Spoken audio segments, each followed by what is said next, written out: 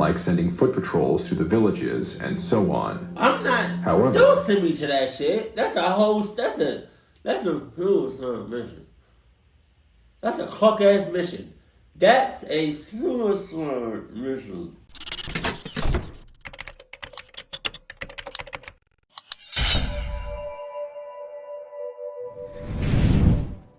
Sup?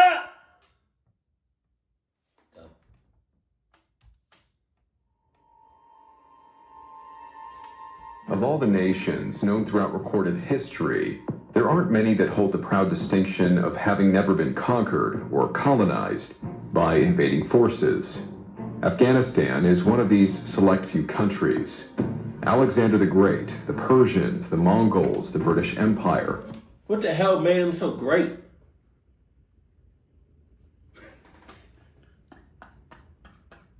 And the recent hegemon of the Soviet Union have all attempted to subdue this Middle Eastern nation.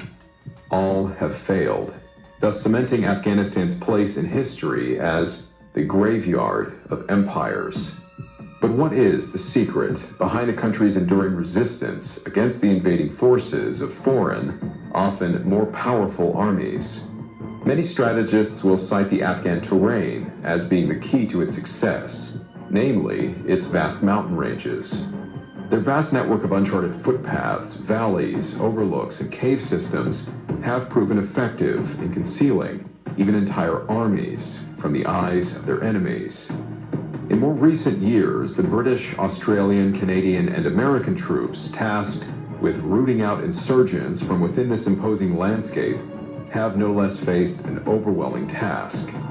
There are some among these men, however, who found the task all the more unnerving. While exploring these mountains on foot, flying unmanned aerial vehicles overhead, and interviewing local villagers, these men realized that the mountains of Afghanistan harbor far more than rebel insurgents. They describe creatures that have long been believed to be extinct, if not complete myths. I'm out of there. This is the Smoke Pit, and these are true stories from military servicemen of giants in Afghanistan. I'm out of there. I'm hauling ass. Cluck all my brothers. Cluck my colonel. Cluck the general. Cluck everybody in between. You want to know what my theory? Sorry. That's him? That's him? That's the guy? That's the narrator? That's crazy. I would have never thought. Huh. You want to know what my theory is as to why the giants remain living in secluded areas? It's because you can't get spam calls and texts in the mountains of Afghanistan. Why is it that every time my phone rings now, instead of actually answering it, I start Googling the number to see who's calling me? And oh, look, I've got another text message. What's this? An undelivered package notification sent from a sketchy email. I guess I'd better click on this. But hold on now, because it's beat go. You hear? You hear the beat? Super legit looking link to confirm my mailing address, right? And here's another one. How have you been? Well, random stranger, I'd be a lot better if you weren't spamming me every day with calls and text messages because some big data broker sold my information to you. This is so obnoxious. I've even tried changing my voicemail to a fax tone to get them to leave me alone. It's clear that these businesses happily collect our data but then do nothing to protect it, whether selling it or exposing it to data breaches. That's why for some time now I've been using Aura, the sponsor of today's video. Even though my data, including my full social security number, was lost in the recent AT&T hack, and possibly now the Ticketmaster hack that just happened, I'm not worried. Like the guy walking behind you in a patrol, Aura has my back. It's always on, removing my info from data broker sites and alerting me when my data has been compromised. Look, I'm not leaving myself and my family vulnerable to any more data breaches. And if you don't want to either, you can go to aura.com/wartime stories and try your first 2 weeks for free. Also linked below in the description. You've got nothing to lose just by trying it out. Now, back to our story. I didn't hear shit you said. The giant of Kandahar. Of what? I'm not going there. Anybody else get that feeling? What feeling? That we're being watched? Yes. Yeah. I was just about to say the same thing. Just keep your eyes peeled. In the aftermath of the September 11th terrorist attacks, the United States military launched Operation Enduring Freedom, which began in October of 2001. Their goal was the dismantling of the Taliban regime that was harboring al-Qaeda terrorists, believed to be responsible for the attacks. This military action involved a large-scale deployment of U.S. forces into Afghanistan, leading to significant combat operations and the toppling of the Taliban government. Squaring off against overwhelming American air superiority, the Taliban forces soon fled the cities, finding refuge in the nation's many vast, rugged mountain ranges. These natural fortresses now serving as their home base, the insurgents then launched a fierce resistance against both the American troops and their Western allies. With the Kandahar region being identified as a key stronghold for the Taliban, securing the mountains was essential in disrupting their supply lines, their operations, and control. To accomplish this monumental task, the Americans would employ a search and destroy strategy. These missions involved ground troops, often special operations forces, such as the U.S. Army Rangers and Navy SEALs, conducting thorough searches of areas known or suspected to be occupied by the enemy. The operations often required clearing and securing large areas of terrain, sometimes involving house-to-house searches or patrolling through remote regions looking for caves. Search and destroy missions were usually coordinated with intelligence gathered from various sources, including reconnaissance flights, surveillance drones, and local informants. This intelligence helped identify likely enemy locations and optimize mission effectiveness. The mountainous terrain otherwise required adapting their tactics to deal with the high-altitude conditions and the challenging geography. Uniquely dangerous as these missions were, whether from the enemy's improvised explosive devices, IEDs, accidents and injuries, or direct engagements, it was no surprise that patrols often suffered casualties. However, sometime in early 2002, one of these patrols disappeared entirely. Alarmed at the prolonged period of radio silence, another Special Forces team was quickly inserted into the Kandahar Mountains to find the missing men and return with either their bodies or any remaining survivors. Far from what they might have expected, however, the true fate of the missing patrol would take them beyond anything they had been trained for. Hold up. It looks like we got something here. Oh, man. This is messed up. Oh, Sarge, these are definitely our guys. Oh. But look at this gear. It's like he got ripped right off him. Should we send up a sit rep now? No, stay sharp. Whatever happened here, we might still be in the middle of it. My ass. Rifles up. My ass. Patrolling the last known area where the previous team had been inserted, this second team soon stumbled across pieces of scattered military gear and shredded uniforms, which clearly belonged to the missing men. Puzzled by what appeared to be a macabre trail of breadcrumbs, they began following it, keeping their rifles at the ready, increasingly unsure of what to expect. Having worked their way up a steep mountain footpath, the men eventually found themselves standing in front of a series. Yeah! Alright! I'm gonna go ahead and stay right here on the outside of that cave. It's 4 of us. 3 of y'all gonna go inside that cave. And I'm gonna stay right here. I'm a man the outside shits. Y'all go right ahead. My ass. And just to let y'all know, the second we don't see each other, I'm on me. Of large caves, but the caves were not what first caught their attention.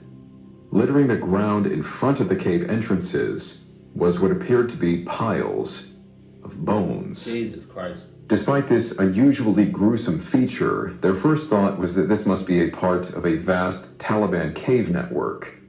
But before they had time to formulate their next plan of action, the Special Forces team was suddenly confronted with a far more terrifying reality.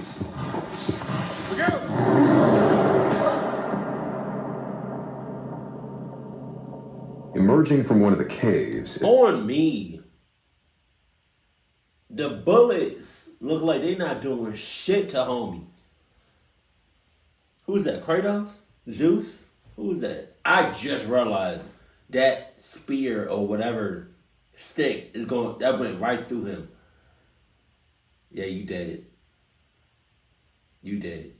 That bullet, that gun not doing nothing to him. Primal war cry echoing off the surrounding mountains.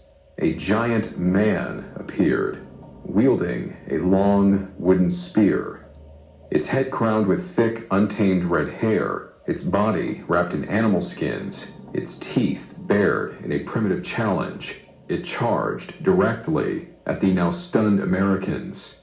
Before the men could even raise their rifles, the giant, massive spear in hand, had thrust the weapon through the torso of the nearest man, simultaneously lifting him off the ground, prompting the other men to let loose with a torrent of gunfire.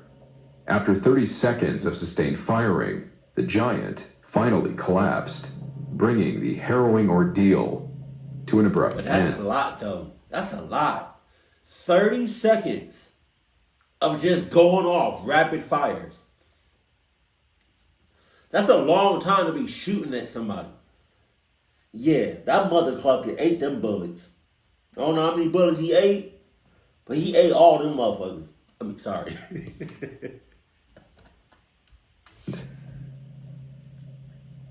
I feel like it's more than, what's the name? Damn. Make sure he gone, too. Make sure he dead. Or at least, like, you know what I mean? He ate hundreds of bullets. Let's pop a couple rounds in his head. Let's just make sure, you know, he good, he down. He not gonna get back up. Skinwalker 2, say again, line 5, over. I say again, line 5, 1 letter, Alpha. Break. Sierra 1 is down. We need immediate medevac. Over. Sierra. Roger, line 1 through line 5 is received. Lima Charlie, break. Not gonna believe. Bro, I feel like homie about to be like this.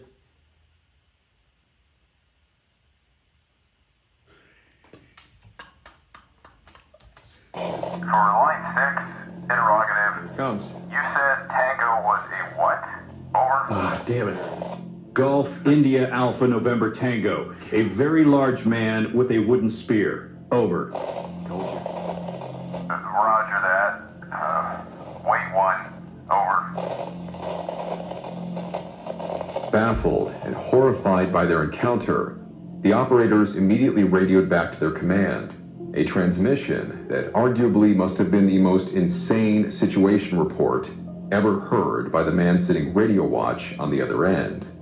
Undoubtedly, it took time to clarify what they were trying to report, that one of their team members was now dead, and that they had just killed his attacker, a literal giant. Once their report had been submitted, they remained on site, waiting for the arrival of the extraction team and marveling at the size of this creature. Taking measurements of the massive, foul-smelling corpse, the giant was described as being at least 13 feet tall, and notably having 6 fingers on each hand, its gaping mouth showing 2 rows of teeth. The men also came to another horrifying realization about the piles of bones and military gear they had seen scattered around the area. It appeared they wouldn't be returning with any of the missing team's bodies. The giant had clearly eaten them. No, Jesus. But they would soon find out that the giant's corpse was using the bones as toothpicks. evidently of great interest to someone up the chain of command.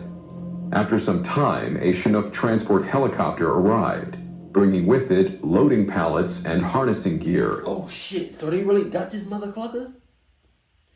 So it's really just sitting at a military base, probably preserved.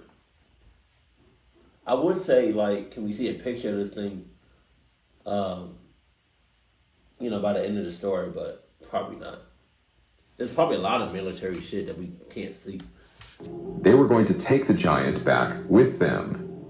The return trip made all the more unbearable by the creature's awful stench.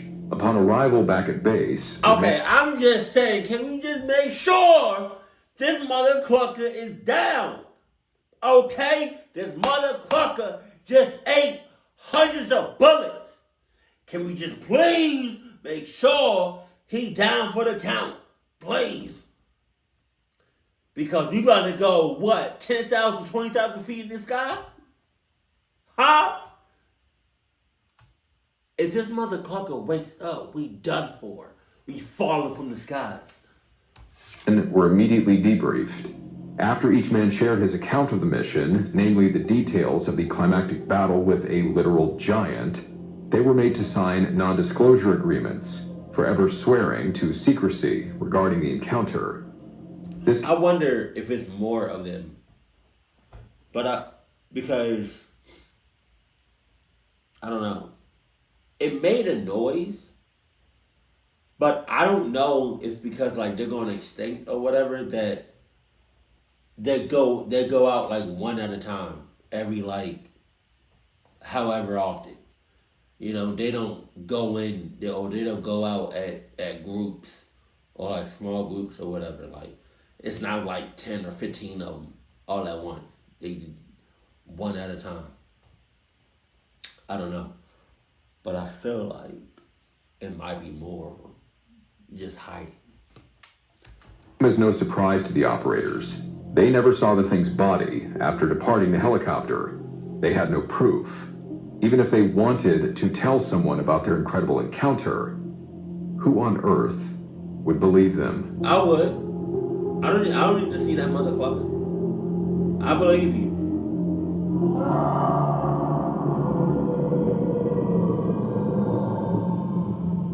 Alright.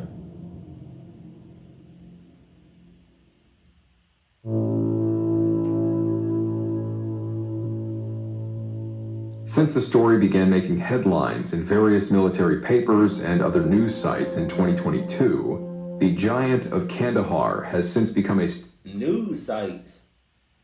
The military news? Because I don't remember hearing about this thing. staple in the vast realm of cryptid lore. But how did this incredible story first come to light? The earliest known record of the account surfaced in 2008, only about 6 years after the incident was said to have taken place.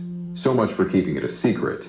However, the original testimony came not from any of the soldiers. So I wonder, because he's a giant, I wonder what he thinks of us. Like, do they think like we're a different species? Because we, he did say he was like 13 feet tall, 6 fingers on one side, or 6, yeah, and like 2 rows of teeth. That's similar to a human. But I wonder if they think of us like a similar species, like how we think of like apes, how they kind of look like us as humans. I wonder what his thought process was when he saw us. I have no idea, to be honest with you. Who reportedly killed the giant, but from the pilot of the CH-47 Chinook helicopter that transported its corpse out of the mountains. This pilot, who remained anonymous, was interviewed by George Norrie on the Coast to Coast AM program during a December 3rd, 2008 episode titled Flashpoints and Giants. Considering that he only witnessed the loading and transport of the giant's body, his own testimony includes very little about what had happened before the helicopter arrived to pick it up. His testimony was compelling in that he never sought to embellish the story by recounting a harrowing tale of a man being speared by the giant, followed by a dramatic firefight. The pilot simply explained only what he had personally witnessed and was forthcoming in stating that he heard most of what had happened secondhand from the soldiers who had killed the creature. Again, like I said, it was secondhand. He said that when they got this thing, it had actually taken out the first crew that had found him, and they went in afterwards, and when they came up on this thing, supposedly, of course, secondhand, but the way they painted it out, yes, this guy was eating probably more than our guys with the killing fields that they more or less described. But they basically said that the thing ran like the wind, threw stones at the guys at a pretty good distance, so they said. And, of course, our weapons did take it out because I was looking at this dead thing. So most of it was covered up with the tarps and the rigging and stuff like that. And most of what we had to see, we were just goofing around with and seeing what we could see on this thing because it was a pretty large dude. Could not, poke it, measure it, or anything like that. I can tell you that its hands more or less look kind of human, very dirty, except for the 6 fingers. Having already been covered by a large tarp and strapped to a 463L pallet, a standard aircraft loading pallet measuring 9 by 7 feet, the pilot otherwise had a clear view of the creature's hands and feet. Though he wasn't allowed to get close enough to get exact measurements, the pilot estimated that the feet, which were covered in some kind of canvas material, like rudimentary shoes, were at least 28 to 30 inches in length. Having been curled into a fetal position to fit onto the loading pallet, if it had been laid out, he remarked that the giant would have easily measured a staggering 12 feet in height, if not more. That's insane. Charged with airlifting the thing out of the mountains, the pilot could at least accurately attest to how much it weighed. What I can tell you is the weight of the thing, basically, it was approximately 1,500 pounds what was getting on the aircraft. Now, if you take away the pallet weight and all the rigging that we had to hold this thing down, we figured it was around 1,100 pounds. When asked about what else he saw that was noteworthy, he said the fingers were pasty white in color, appearing Caucasian, which was surprising considering the dark complexion of the local people. But, he reasoned, this could have been attributed to the creature now being dead. He also described the awful, musky, skunk-like odor coming from the thing, which he offhandedly said must have been intolerable for his loadmaster, who was riding with the body in the back of the Chinook as they returned to base. Wait a minute, damn! So, it was one person riding with this dead motherfucker? You got it. You got it. If I'm doing that, I'm gonna need the biggest, strongest, most powerful gun you got. Cause if I see any twitching, if I see any movement, anything from this motherfucker, I'm shooting it multiple times. In closing, when asked about where the giant ended up, he said he wasn't sure, but got the impression it had been transloaded back to an Air Force base in Ohio. Mention was then made in the interview of the fact that there is only one Air Force base in Ohio, referring to Wright-Patterson Air Force Base. And if that is the case, it only adds to the intrigue of the story and the likeliness for it to be buried by the U.S. government, because that base is notably involved with all manner of things strange and unexplained, such as the Air Force well-documented research into UFO sightings, which began in the 1950s. So it's in Ohio. It's in Ohio right now. Buried, probably, but I hope, it was so long ago, but can you imagine the giant family or friends, or if he was in a gang, what's up? Like, can you imagine them just plotting and scheming for what we did to it? I feel bad for y'all Ohioans. I don't know if that was the right term to say. Ohio, Ohioans, Floridians. No. I don't know. Nice path, goat path. As we bent around this corner, you could see this opening of the cave. There was a cave as we're coming around. And then I see there's a lot of rocks, which is another oddity. And then bone matter. Well, I'm not close enough to identify what kind of bones, but I did see something I knew was a piece of our communications equipment. So instantly we're thinking ambush, maybe animal, could be anything. And there was enough room in front of this cave, but it had a sheer drop off, but there was enough room that we actually got into a decent dispersal in case of an ambush. And he comes out. It was a man at least 12 to 15 feet in height. This is a monster, red beard. His hair was long, past the shoulder, a scarlet red, and he runs at us, woke all of us into the reality. This is so real. We just went into complete muscle memory at that point. Considering the widespread account of the soldier's encounter with the Kandahar giant includes details not provided by the Air Force pilot in his 2008 interview, such as the giant's red hair color, its double row of teeth, and the brutal killing of one of the soldiers with a spear, it begs the question, who provided this additional information on the story?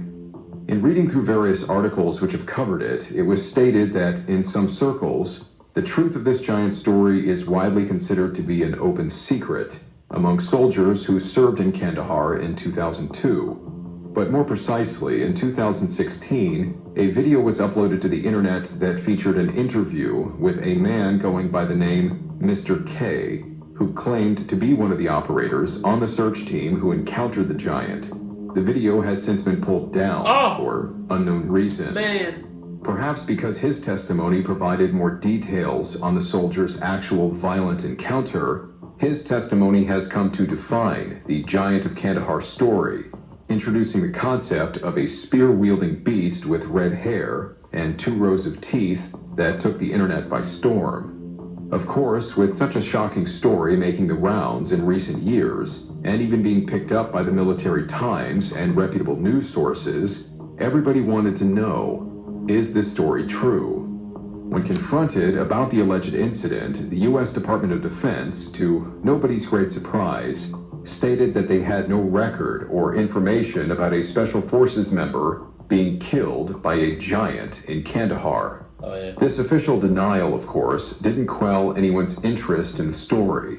Quite the opposite. Now that the story has been brought to light and is being widely considered credible, even more service members across different nationalities have finally come forward to share their own testimonies about similar things they saw during their combat deployments. Fascinating as they are to read, the following accounts, several of which were submitted to the Tales from the Grid Square project, appear to indicate that the Kandahar giant was only one of many of his kind that still exist, hiding in the remote mountains of Afghanistan. I knew it. They can't just be one of them. The Giant of Kunar.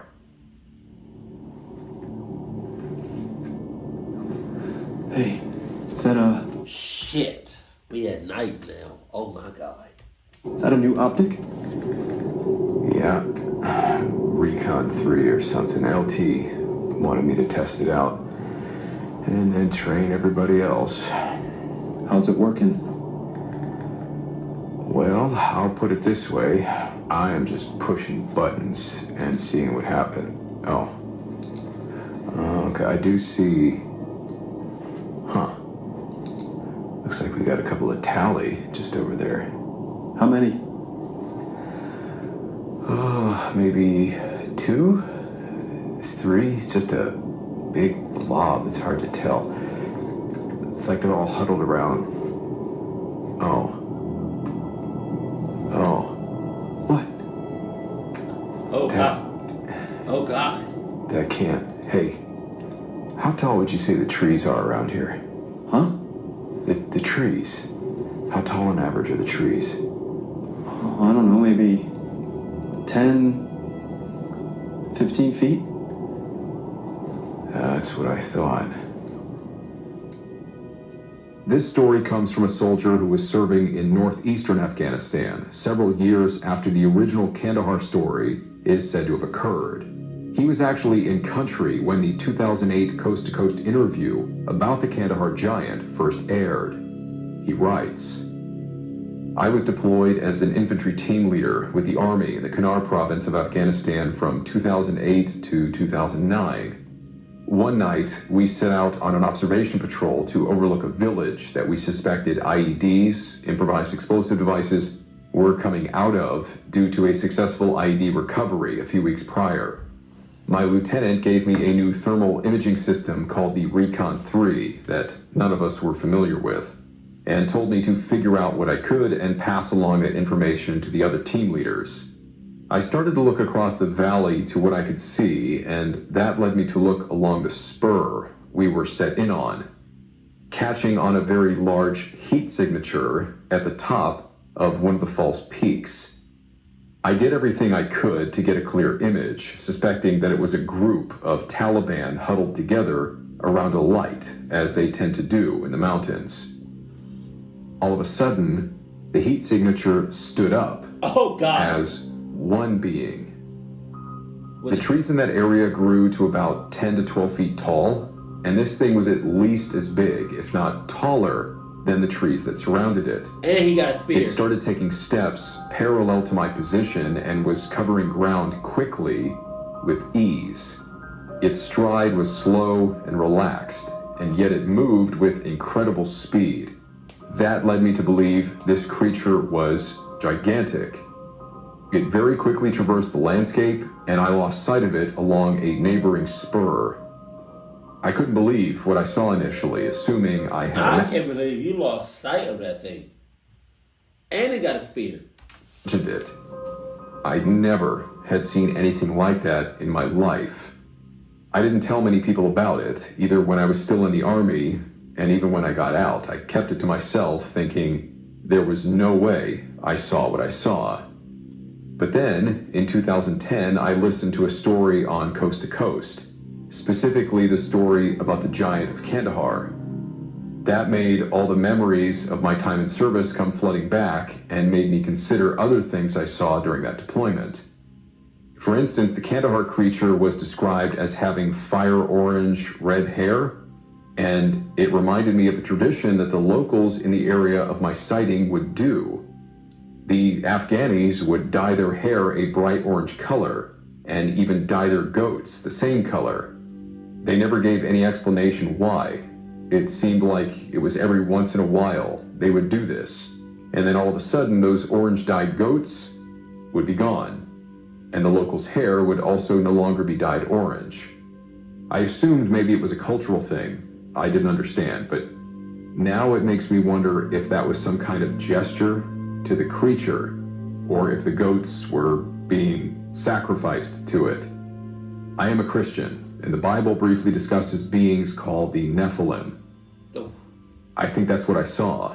A A Nephilim? member of an ancient race of giants. A Nephilim? A Nephilim? A Nephilim. Although he mentions the interview with the Air Force pilot being what reminded him of his own experience, it should be reiterated that the 2008 Coast to Coast broadcast did not provide any details about the giant having red hair. Those came about in 2016. It's possible that almost a decade on, considering Mr. K's interview and everything else that's been said about the Kandahar giant story since it first aired, the detail about the red hair got mixed up in the overall narrative, hence why this soldier thought he heard about it from the Chinook pilot. But it's no less interesting that he did find a correlation with the hair dyeing practice of the Afghani people in the region that seemingly validated the idea that the giant's hair could have been red, as Mr. K had indicated. If the giants are out there, even today, preying on humans, as the Kandahar story ominously indicates, he otherwise may not have been at all wrong to reason that the villagers would make efforts to appease the giants by dyeing their hair and making sacrificial offerings of red-haired goats. But far from all of them being cave-dwelling monsters, this next account depicts the giants as being much more human in their way of life.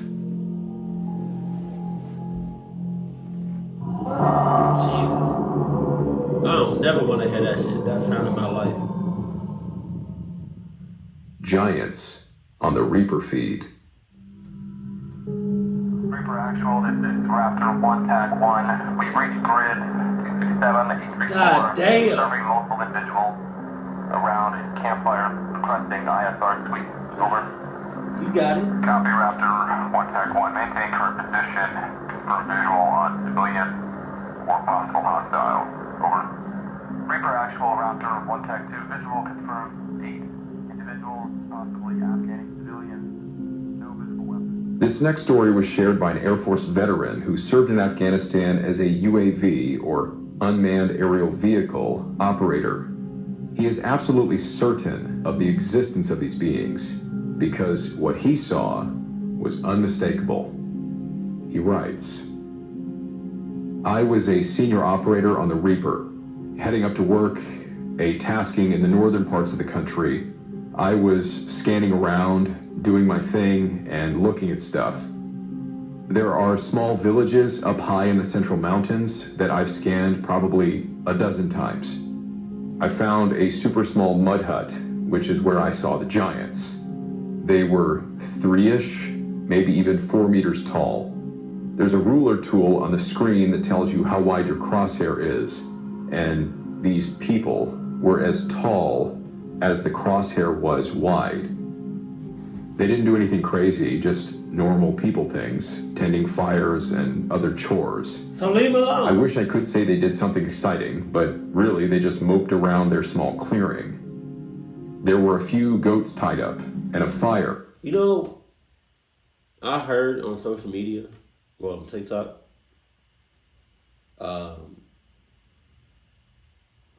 it just popped into my head because I'm reacting to like this strange, dark mysteries.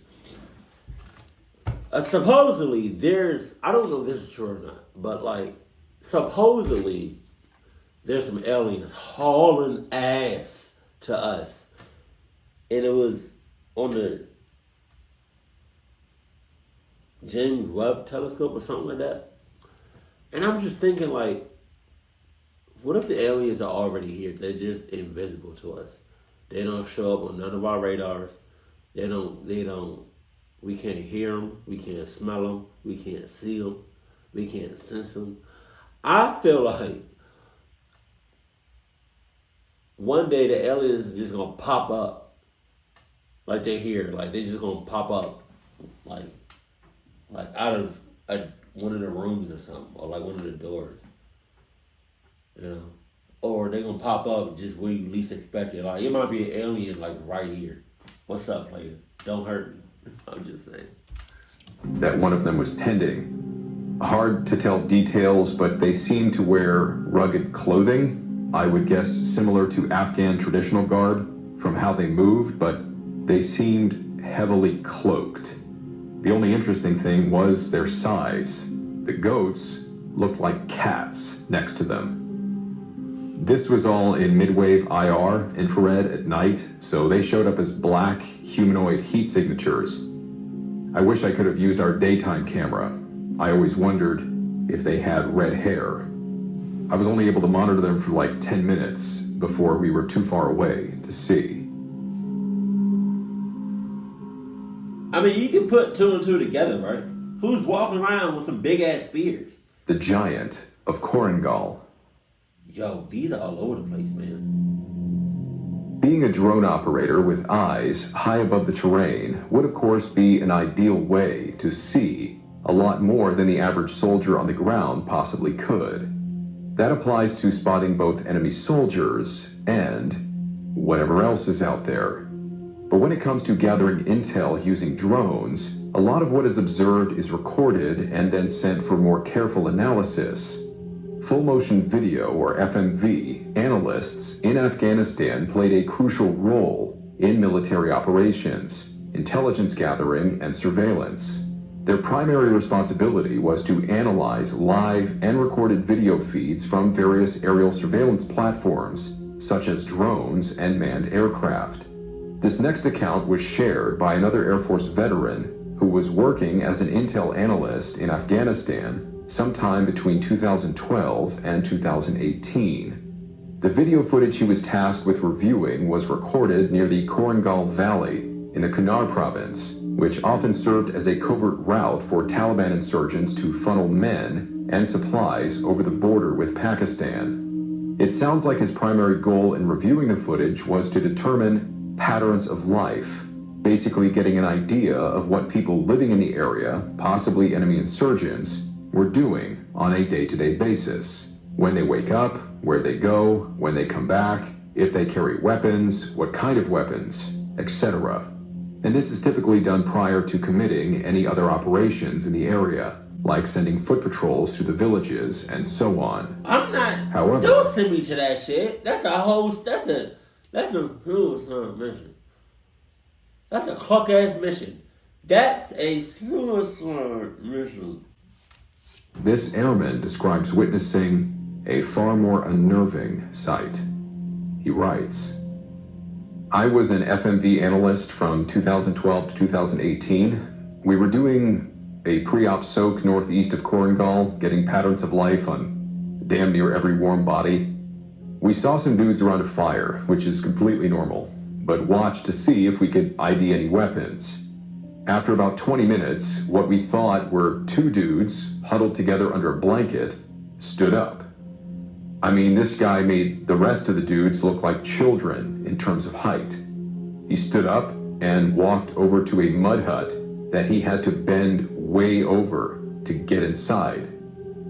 We were using infrared, IR, so I couldn't say if he was red-haired or not, but I just know that he was a big mother effer, at least 8 or 9 feet tall. It's worth noting from his observations, he indicated this particular giant was intermingling with local villagers. The people in Afghanistan and the surrounding regions have long been very tribal, adhering to their cultural differences. Perhaps the giants, not far from being human themselves, are similarly diverse, including their diets. Maybe not all of them are man-eaters.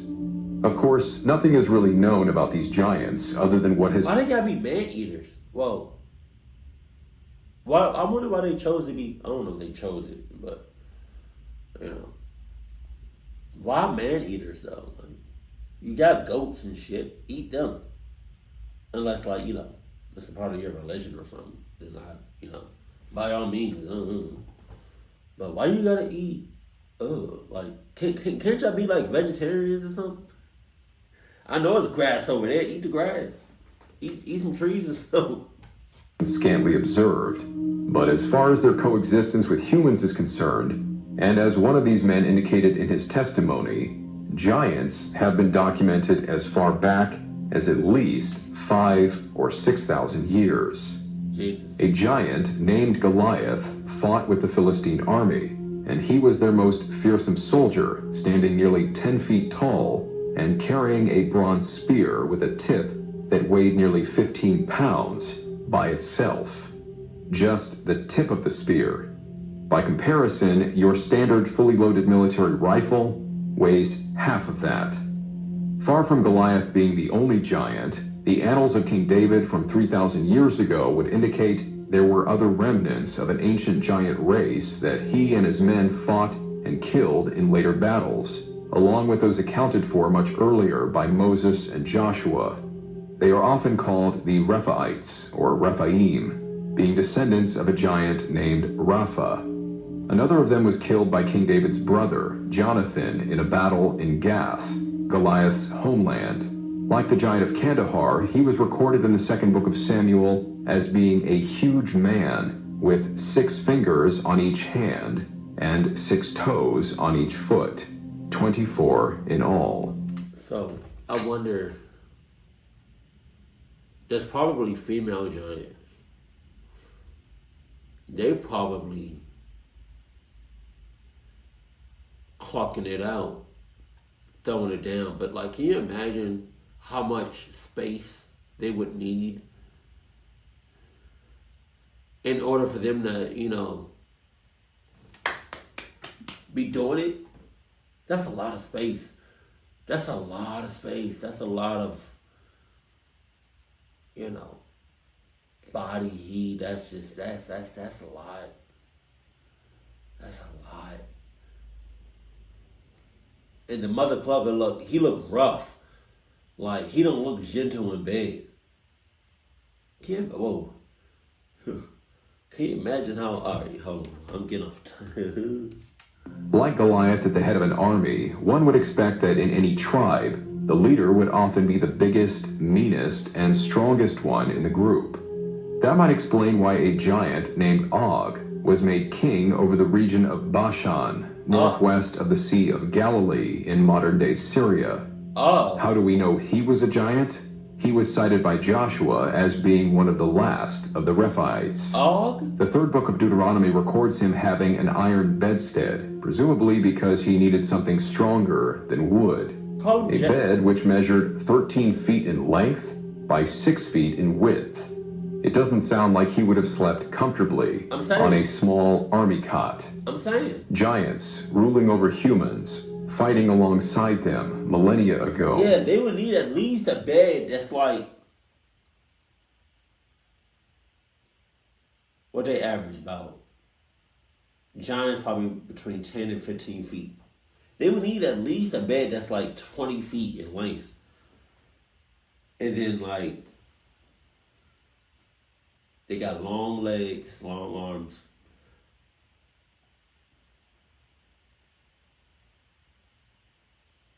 What, 10 feet? 10, 12 feet in weight, and what's it called? Length, width. Then how thick the bed is, that gotta be at least a few feet. And now, in even the last 2 decades, we hear tell of giants warming themselves by the fire with Afghani locals. This next account would likewise indicate that giants are still out there in remote areas, intermingling with humans to this day. Don't talk to me, I'm good on that. I'm gonna stay away from her.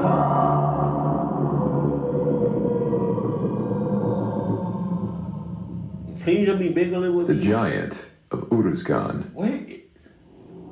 Uruzgan? Hi, Dave. Aye.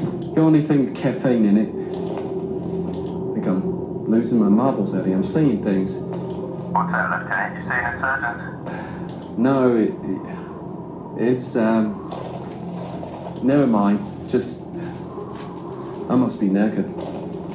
On it, mate. Hang tight. Aye. This next account was shared by an Australian officer serving in the central region of Afghanistan, possibly with either the Mentoring Task Force or the Special Operations Task Force, based on the context he provides. In his story, we find him sitting up on his LAV, light armored vehicle, late at night, keeping an eye out for enemy insurgents.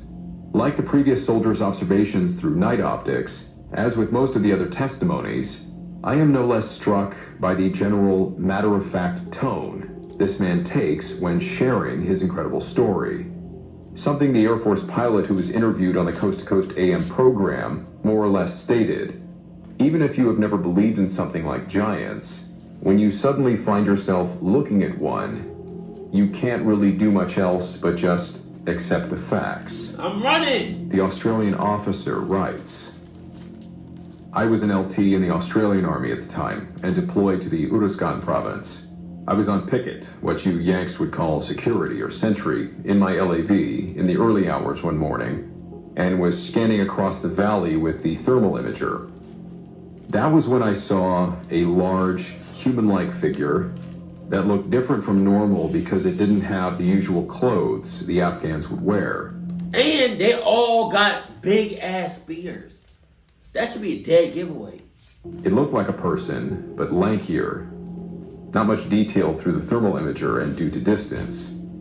It walked behind a few compounds, and I could see it from the chest/armpits up. I lased the compound walls to confirm the distance a few times because I knew I would get a good return off the walls. I thought it was around 500 to 600 meters out, but when I did a more detailed scan, I realized it was further away. Using the LRF, the laser rangefinder, I was shocked to see it was actually at a distance of 1,800 meters. It wasn't in any hurry. and I followed it for about 5 minutes before it went out of my field of view. No idea what it was, but it would have been at least 12 feet tall. I don't know of anyone else who saw anything like it. Never told anyone about it before, but it has stayed with me over all these years. It's still gonna stay with you. Of course, by now, we realize that he is not alone in seeing something like that. I get the feeling that these few accounts are not the only ones either. But of course, as each of these men has indicated, nobody wants to go around telling people that they saw what most would consider a fairy tale monster. So, like so many others, they keep it to themselves until someone takes a sincere interest in hearing their story. So nobody took a sincere interest this whole time?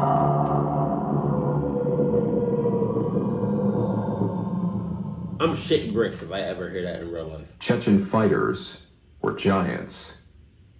Chechen? What the hell?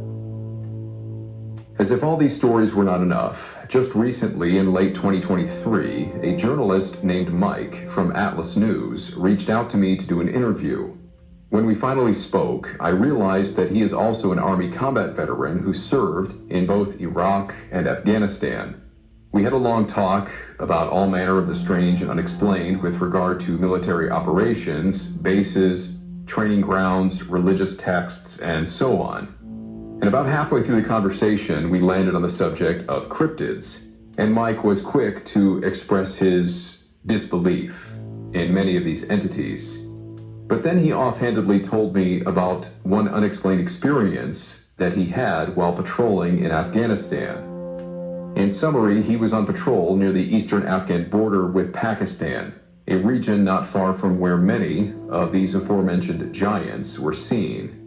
His unit's mission was what he directly referred to as HUMINT, or Human Intelligence Gathering, interviewing the local village leaders and trying to wean any intel they could give him about Taliban insurgents moving through the area. But during a conversation with one man, his interpreter explained that the man was trying to tell them to avoid going into the nearby mountains because there was a group of individuals living there that most of the villagers tried to avoid. Individuals, he said, that had pale skin, a habit of harassing the locals while they were feeding their goats in the highlands, and even throwing large rocks at them. Through his interpreter, and then showing his own rifle and the rifles of the men around him, Mike then asked if these pale-skinned individuals carried any kind of rifles or other weapons, and whether they were Taliban. He was like, no, they're like you guys, like white, but they wear like clothes like us. In fact, they don't have like plate carriers. But I just remember the dude was like, yeah, they have like beards and they're like heavy set, and they're super tall like you guys. And so I didn't really put it down until later, and I asked about it. I was like, hey, did we get that base figured out? And they're like, yeah, it's nothing. Don't worry about it. But it was like, this dude literally just told us the story of his life. I don't know, maybe it's a nomadic tally base, but it was just one of those weird things where it was like, why don't you tell us where these people live? And then years later, somebody talked about Afghan giants, and I was like, whatever. And then I thought about it, and I was like, well, the description matches up, and the kind of remote location matches up. And so after I discovered all this stuff, I'm looking back, and I'm like, I don't know. I chalk it up to it being just foreign fighters, Syrians, Chechens, or something, but that is sort of weird. With the Kandahar giant being possibly the only direct confrontation between soldiers and a remnant species of giant men, at least in Afghanistan, it's understandable why this would appear nothing more than a modern-day spin on the David and Goliath story. But the fact there are other witnesses, all of whom relay grounded testimony, devoid of any theatrics, certainly this must lend some credibility to the continued existence of these creatures, even if the Kandahar story has been a bit embellished over the years. In any case, until further evidence finally surfaces which dispels our lingering unbelief, we are at least left to wonder But these military men appear certain of what they saw. And as they say in the world, there is no smoke without fire. At least on this planet. Oh no, it might be.